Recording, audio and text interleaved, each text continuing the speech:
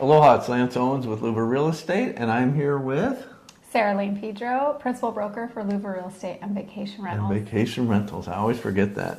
Well, thank you, Sarah. Today, we thought we'd talk about a problem. A lot of people don't realize it, but did you know you may have a $30,000 problem sitting in your backyard? I do know it. You do know it. I'm afraid every day I have to hurry up and take care of it.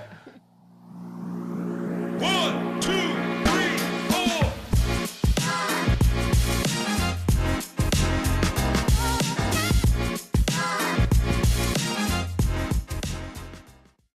So back in 2017, Hawaii passed a law. It's called Act 125, and it requires conversion of 88,000 cesspools statewide to be converted over to an approved wastewater system. Mm-hmm. A lot of people here refer to it kind of as a cesspool to septic conversion, because here on the Big Island, it's so rural. We have so much land. We're so spread apart.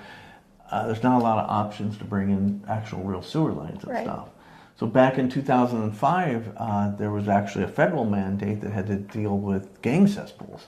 Mm-hmm. You want to come in? Sarah and I actually did a deal back in 2014, we were thinking? Yeah, 14, 15. And what happened on that? I mean, that was a new EPA regulation, and it was to combat gang cesspools. And I assume not just here, but I don't recall. That was national, yeah. It was national, federal, right?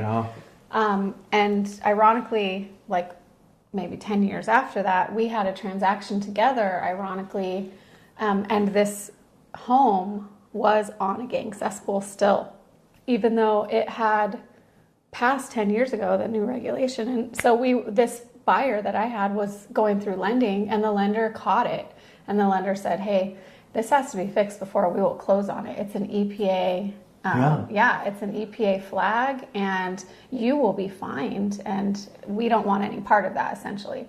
Quick pause. What is a cesspool? It's a wastewater management system that is essentially a hole in the ground where raw sewage from your home drains into a huge concrete cylinder and filters out through there directly into the soil with no treatment. In a perfect world, by the time the liquids reach drinking water or the ocean, it has been filtered, but researchers have concluded this is not happening to an acceptable standard. Hawaii has over 85,000 of them, the majority of them being on the Big Island, and that waste can end up in our groundwater and ocean. So what suddenly we had to do was we were jumping through hoops, because who's going to pay for it? The seller or the buyer? What's and liability of having a contractor on the property and doing the work. Mm-hmm. And so we did some scrambling. Yeah, we did. And it was a very long escrow, only because of the process. You know, you need an engineer, and then you need the excavation company, and you're ripping up the driveway. Anyways, hence the $30,000 comment, because there's all this involved in a conversion. But we did it. We did it before closing. I mean, it was a 4-month escrow, I think, but we did it. And that was why this is in my head all the time, of the conversions. Yeah. And so the reason we're bringing this up is because one of the things is they keep wanting to move the dates up closer. So we talk about 2050. When we were talking about this a little bit earlier, we forgot that, this thing started in 2017, and it's almost been a decade already. Yes. And there's been very, very few conversions at all in the state. Very few.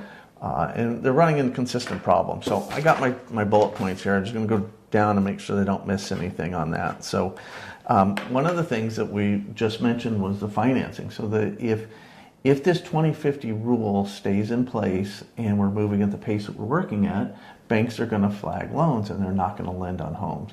We've got a housing crisis as it is already in Hawaii, so we don't want to create a bigger one. I don't see that problem happening till probably we get down to the last 5 years of that, but it's something to think about in the future.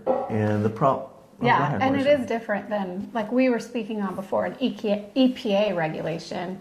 This is a state law, so it is different. I don't, state eventually may impose fines, I don't know, but it is very different.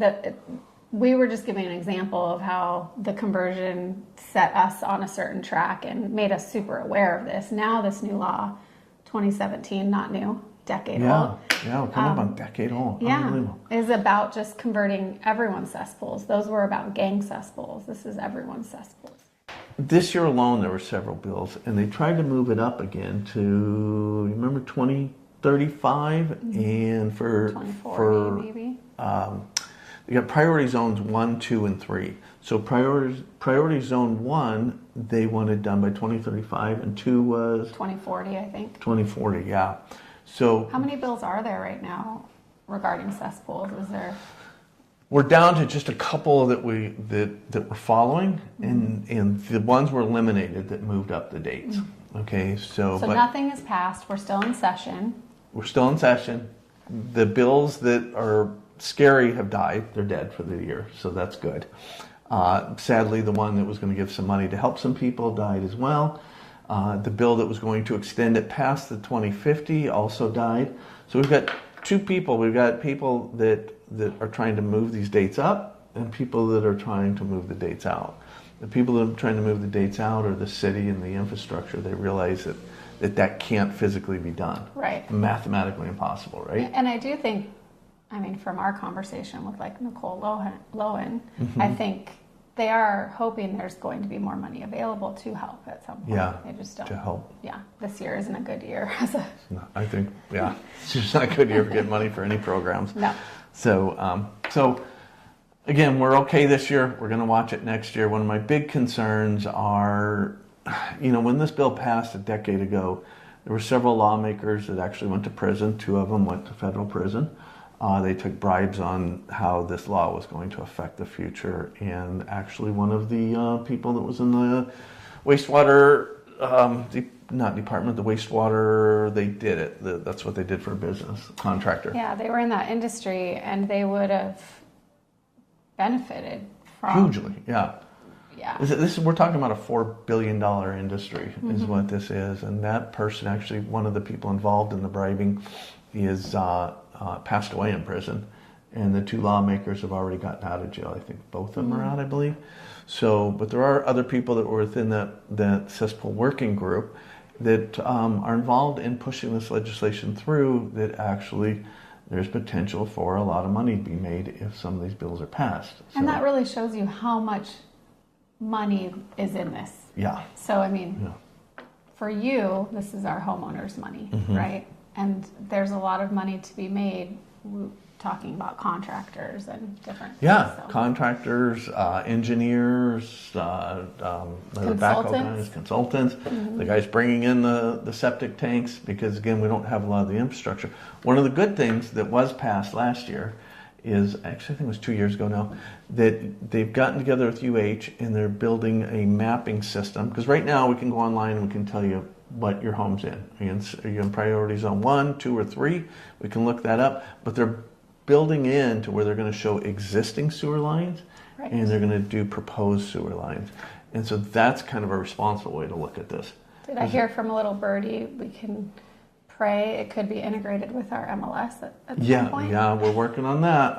I've asked It's a wish. all those people to talk to each other, Yeah. so that we can actually, every realtor can pull it up. But for right now, we know how to find those areas and we can look at what's going on.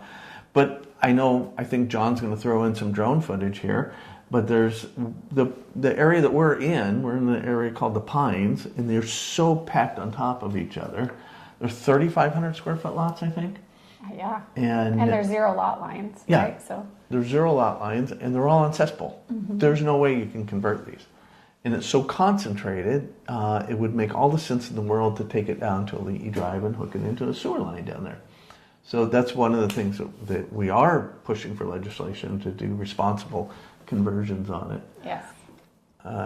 We need the infrastructure. Yeah, Absolutely. infrastructure. I did an interview for, I think it was Grassroot, and they were questioning, like, why is it such a big problem on the Big Island? And that's the answer's in the question. It's the Big Island. We're so huge and so spread out. You could take all the other islands combined and almost double them and put them on our island, right? And they have the infrastructure because they're so tight and they're so together. We don't have it, and we're not going to have it. Yeah, and I mean, cesspools is very relative to catchment tanks. We've had that. Maybe we'll talk about that down the line, but we're a unique island. Yeah. This is why a lot of people were really adamant, like, if you're selling real estate, stay within your specialty. know what you know and do it well, right? So Do it well. we know about cesspools. If I talk to some of our agents on Oahu, Yeah. they have never They don't- had that experience with a cesspool. They have no idea. So make sure. Less than yeah. 1 in 10 homes over there have a cesspool, and What's our number here? 6 out of 10. 6 out of 10. 6 out of 10 homes here will be on a cesspool. Yeah. So, pretty interesting. I'm on a We'll- cesspool. We just built a new home and I'm on a septic tank. Yeah, But good. yeah, you're in that area with cesspool. You're probably in a priority 1. I would guess I am. I'm Yeah. not super high elevation. And ironically, I just had this conversation. We need to have someone locate our cesspool because it's disappeared from Department of Health, Oh. the card. Yeah. So we need to That's figure a out big where it problem, is. too. And We got companies for that too, though. Yep. They'll go out and locate it Yeah, and find the it. scope. So, I think the biggest thing is that we're keeping an eye on this for you. Mm-hmm. We'll follow the legislation. We're safe this year, but we'll be here for you next year. yeah, and we're advocating for you to get help and hope it all works out and the time you need. Time. Yep. Yeah. I think the bottom line is when policy moves faster than infrastructure and financing, it impacts property values and the ability to buy and sell. Good. With that, Bringing it all back. bringing it all back. Good deal. Good talking to you, Lance Owens, LUVA Real Estate. Sarah Lane Pedro, LUVA Real Estate and Vacation Rentals. All right. Aloha.